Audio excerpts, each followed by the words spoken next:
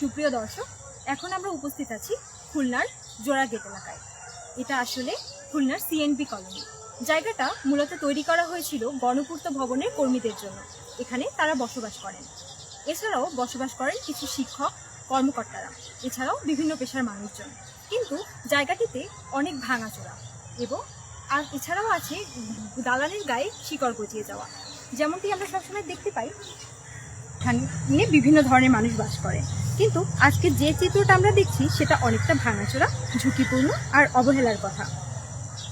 অনেকে এখনো জায়গাটাকে খুলনার সেরা আবাসিক এলাকা বলে থাকেন, কারণ শহরের ভিড়ের মধ্যেও এখানে একটা শান্ত পরিবেশ আছে, একটু গ্রামীণ অনুভূতিও মেলে। কিন্তু সেই শান্তির ভিতরে লুকিয়ে থাকা অনিশ্চয়তা, যেটা বাইরে থেকে বোঝা যায় না।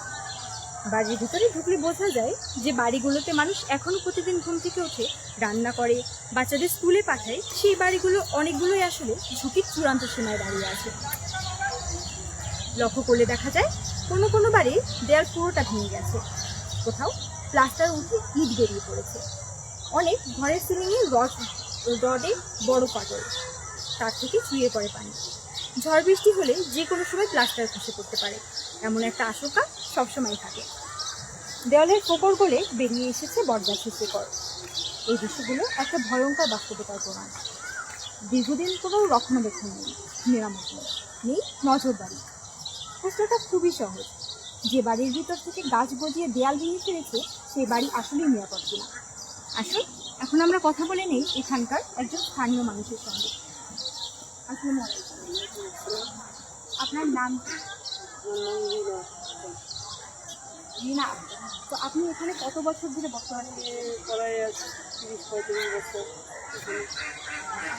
এখানে কি বসবাস করছেন? আমরা যে বিল্ডিংগুলো দেখতে পাচ্ছি অনেক ঝুঁকিপূর্ণ। কিছু কিছু বিল্ডিং আছে যে বটগাছ থেকে শিকড় বেরিয়ে বিল্ডিংগুলোকে নড়বড়ে ফেলছে। তো এই বিষয়ে আপনার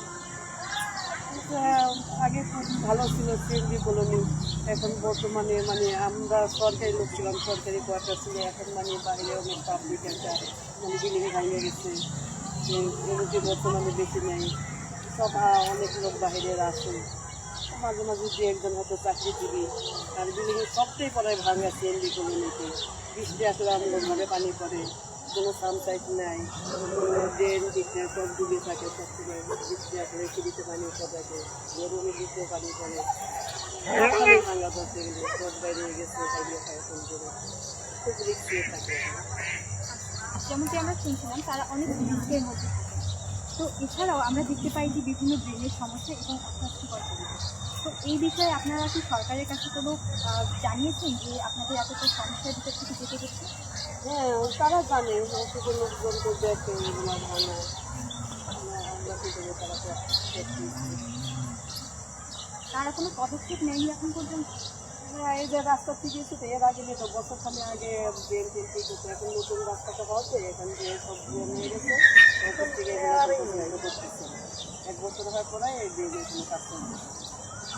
আচ্ছা, যদি সরকারকে বলার কোনো সুযোগ থাকতো আপনি কি বলতেন? মানে কী কী সুবিধা চাইতেন? বলতাম আমাদের রাস্তাঘাট ঠিক করে দিতে, আমাদের ঘরটা মেরামত করে দিত, ড্রেনগুলো ক্লিয়ার করে দিলে আমাদের তো কাজটা নিরাপত্তা হইতো। সুপ্রিয় দর্শক, আমরা এখন কথা বলছিলাম একজন স্থানীয় সঙ্গে। এখানকার ভাঙা বাড়ি এবং ঝুঁকিপূর্ণ এলাকাটিতে দেখা মিলে বিভিন্ন ধরনের দুর্ঘটনা।